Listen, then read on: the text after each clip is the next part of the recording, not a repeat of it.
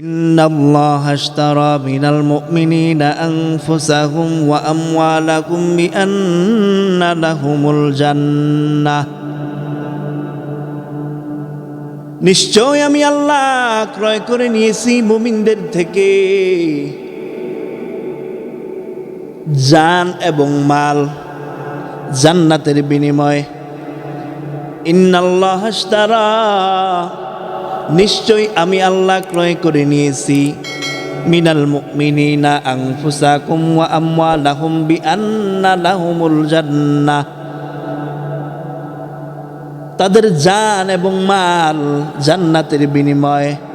আল্লাহ বলেন আমি জান এবং মাল ক্রয় করে নিলাম জান্নাতের বিনিময়ে, কিন্তু বান্দা নিমুখারাম বান্দা সে বলে এই জান আমার, এই সম্পদ আমার,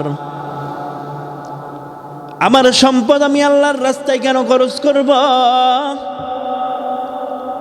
সারাদিন মাথার ঘাম পায়ের মধ্যে ফালাইয়া আমি ইনকাম করলাম, কিন্তু আমি কেন কেন কেন আমি আল্লাহর রাস্তায় খরচ করব?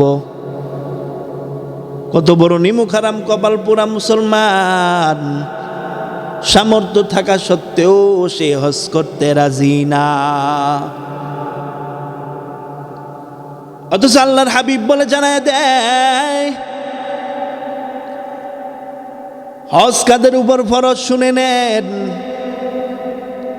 ইসলামের মূল ভিত্তি হইল পাঁচটা। কয়টা? পাঁচটা। আল্লাহর হাবিব বলেন 1 নাম্বার ঈমান আনো, কালিমা পড়ো, কালিমা পড়ার পর 2 নাম্বার নামাজের তালকিন দেওয়া শুরু করো। 1 নাম্বার কালিমা পড়তে হবে, কালিমা পড়ে ঈমান আনতে হবে, বিশ্বাস করতে হবে। 2 নাম্বার নামাজ পড়তে হবে। 3 নাম্বার যাকাত আদায় করতে হবে যদি সামর্থ্যবান হন। 4 নাম্বার রমজান মাসের রোজাগুলো আপনার উপর ফরজ, ওই ফরজ রোজাগুলো আদায় করতে হবে। ফরজ রোজা আদায় করার পর পরবর্তীতে আসবে হজের বিষয়। যদি সামর্থ্য থাকে হজ করো, সামর্থ্য না থাকলে তো নাই। যদি সামর্থ্য থাকে হজ করো, হজকে বিলম্ব করা যাবে না। এখন কথা হইল হজ কার উপর ফরজ? এক কথায় সহজ বাংলায় বুঝায় দেই, কারো যদি হজ্জে বাইতুল্লাহ আল্লাহর ঘরের মধ্যে যাওয়ার সামর্থ্য থাকে তার উপরই হজ ফরজ। ওই ব্যক্তি যদি হজ না করে তার কি ভয়াবহ অবস্থা হবে রে মুসলমান।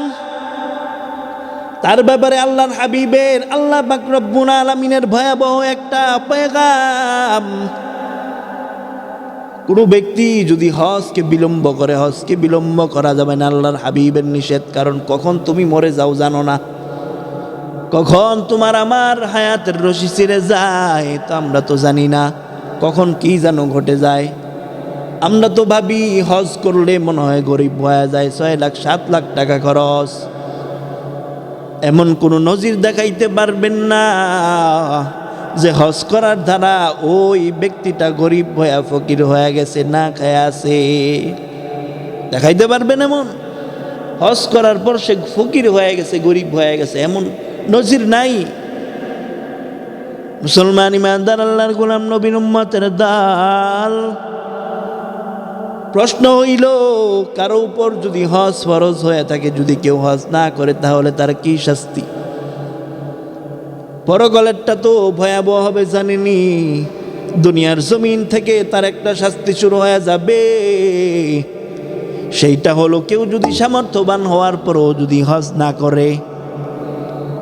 আল্লাহর হাবিব বলেন, আল্লাহ পাক রব্বুল আলামিন বলেন, ওই ব্যক্তি খ্রিস্টান, হিন্দু, বৌদ্ধ, ইহুদি, নাসারা হইয়া মরল কি মরল না, সে কি হইয়া মারা গেল এই ব্যাপারে আমার কোনো জিম্মাদারি নেই, আমার কোনো পরোয়া নাই।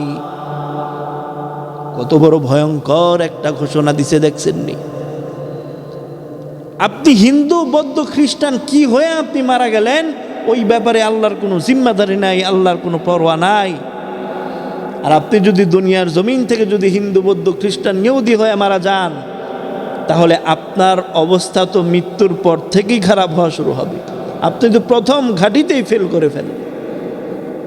এজন্য যাদের উপর হজ ফরজ হয়েছে হজ করবেন, হজকে বিলম্ব করবেন না, চিন্তা করতেছেন আমার সব কিছু হওয়ার পর যখন বৃদ্ধ হব, বৃদ্ধকালে হজ করে একবারে তওবা করে খাঁটি মুসলমান হয়ে যাব।